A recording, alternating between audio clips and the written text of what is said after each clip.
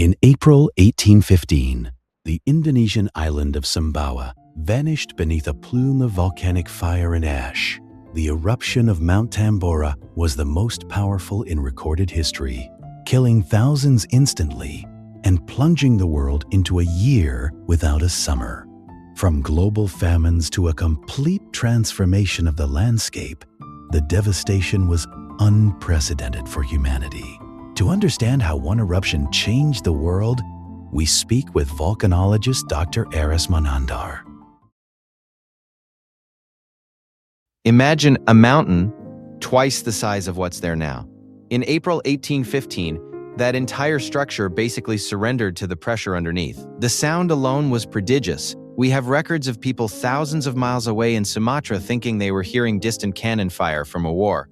But the real war was happening in the atmosphere. You see, the eruption was so inexorable that it punched right through our lower atmosphere and injected a superfluity of sulfur dioxide into the stratosphere. That's the key. Most volcanoes just make a mess locally, but Tambora created a chemical veil that wrapped around the planet. It was like someone pulled a dimming switch on the sun. That's why the aftermath became so contentious.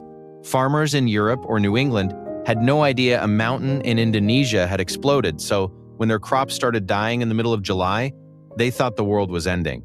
It wasn't a frivolous change in the weather. It was a total breakdown of the climate as they knew it. That's a great question, and it's actually a bit of a tragic one. For a long time, the signs were seen as almost frivolous, just minor nuisances that the local people on Sumbawa didn't realize were leading up to a disaster. You have to remember, Tambora had been dormant for at least 5,000 years. It wasn't a living mountain to the people there. But starting around 1812, 3 years before the big one, the mountain started waking up. It began with small steam clouds at the summit and minor seismic tremors. People felt the ground shake, but they just went about their lives. Now, we will listen to an account by a survivor of the eruption, a mother with her child dead, recalling the horrible and unexpected days of the past.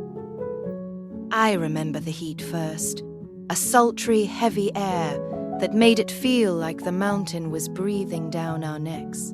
Then the sky simply split.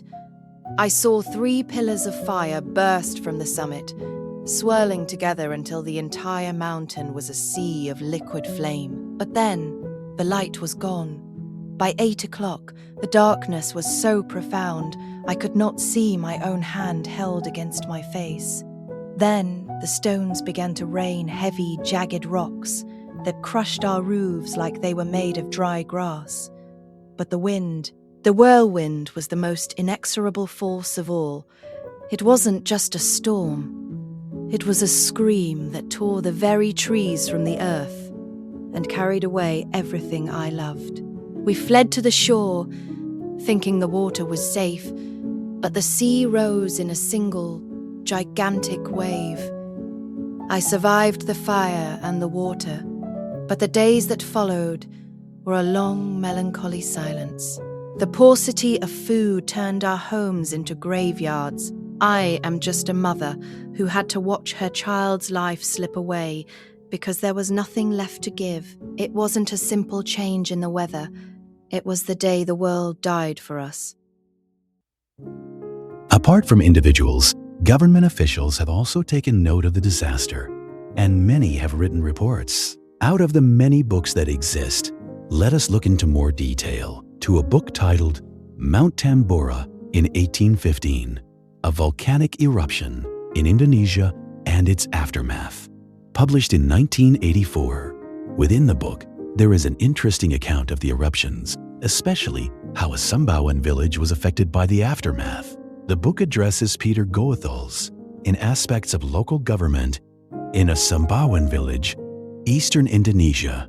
He writes, "The Tambora Holocaust had done more than merely depopulate the land and bring starvation to a passive remnant population of men and livestock. In many instances, it had also forced the survivors to seek fresh land and establish new settlements in the distant forested uplands of the interior. Many of these mountain slopes, in contrast to the lowlands, had either been less heavily inundated by the galvanic debris or through accelerated high-altitude erosion by wind and rain, had recovered more rapidly from its effects.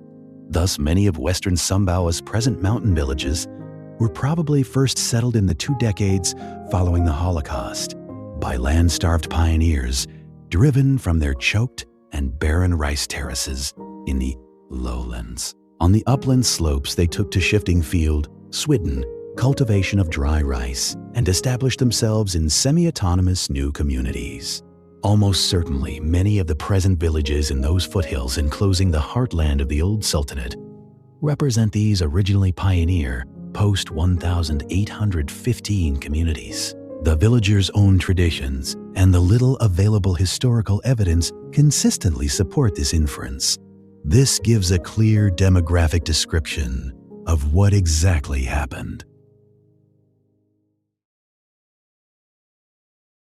The 1815 eruption was a cataclysmic event that turned lush lowlands into a wasteland, proving that the early geological warnings were far from frivolous. This disaster caused an insurmountable tragedy, forcing a resilient population to face a paucity of food and transition to shifting swidden farming in the uplands. Today, the mountain is dominated by a prodigious 6-kilometer-wide caldera, which serves as an ominous reminder of the Earth's inexorable power.